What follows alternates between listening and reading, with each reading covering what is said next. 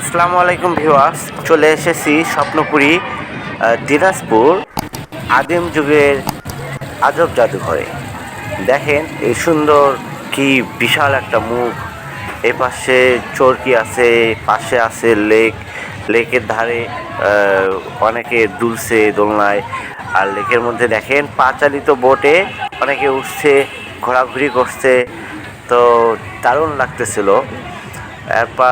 এরপর দেখেন চারপাশে ভিউগুলা অস্থির ছিল। তো বোট দেখে আমরাও উঠলাম বোটে, ম্যাডামদেরকে নিয়ে উঠছি। এক পিচ্চি স্টুডেন্ট সেও চালাচ্ছে আমার সাথে। তো ভালো লাগছিল। তো দেন আমরা 30 টাকার টিকিট করে সেই জাদুঘরে ঢুকলাম। এই যে প্রবেশদ্বার। এখন আমরা ভেতরে যাব, দেখি কি অবস্থা। তো ভেতরে গিয়ে ভৌতিক একগুলা মিউজিক আসতেছিল। তো একটু ভয় ভয় লাগতেছিল। যাই হোক, মানে এমনভাবে ডেকোরেট করা যে আলোকসজ্জাগুলো মানে একটু ভীতিকর পরিস্থিতির মতোই আর কি লাগতেছিল। তারপরে দেখেন যে আদিম যুগের যে লোকজন কিভাবে থাকতো, কিভাবে বসবাস করতো, তাদের যে জীবিকা নির্বাহের যে সিস্টেমগুলো এখানে ফুটে তোলা হয়েছে দেখেন। তো পাশাপাশি এখানে বেশ কিছু ভৌতিক মিউজিক থাকার কারণে ভীতিকর পরিস্থিতি একটু স্পষ্ট ছিল। এছাড়া এখানে তেমন কিছু মানে খুঁজে পাইনি আমি। জাস্ট এটা ছোট বাচ্চাদের জন্য পারফেক্ট। দেখেন যে এই যে চিত্রকলাগুলো আদিম যুগের, এরা কিন্তু পোশাক পরিধান করতো না, শুধুমাত্র তাদের লজ্জাস্থান ঢাকতো পাতা দিয়ে, বন জঙ্গলের পাতা। ভৌতিক যে সাউন্ডগুলা, এগুলো অসাধারণ ছিল।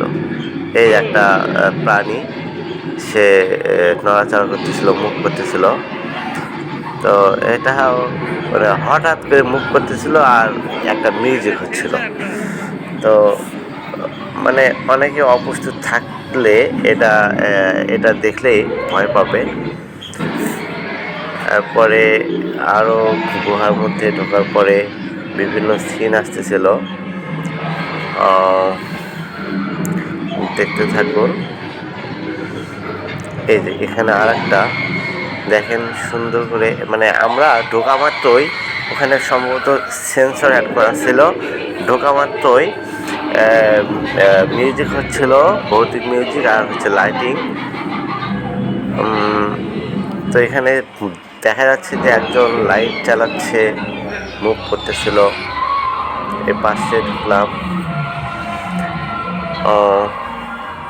এখানে তেমন কিছু না, মুভ করতেছিল যে মূর্তিগুলা, সেগুলো।